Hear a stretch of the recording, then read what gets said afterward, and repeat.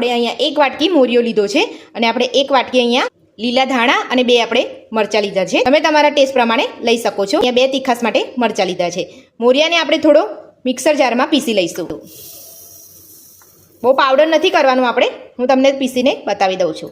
તમે જોઈ શકો છો આપણે એકદમ પાવડર નથી કર્યો. હવે આપણે આને એક વાસણમાં કાઢી લઈશું. તો હવે આપણે આમાં 3 ચમચી ખાટું દહીં નાખીશું.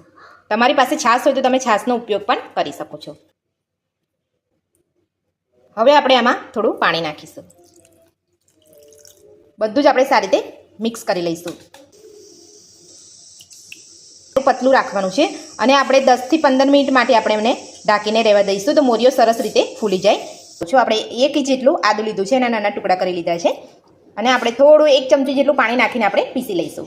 તો આદુ મરચાં આપણે પીસી લીધા છે. અહીંયા જે ઢોકળાનું ખીરું આપણે 10-15 મિનિટ આપણે પલાળી રાખ્યું હતું, એની અંદર આપણે આદુ મરચાંની પેસ્ટ નાખી દઈશું.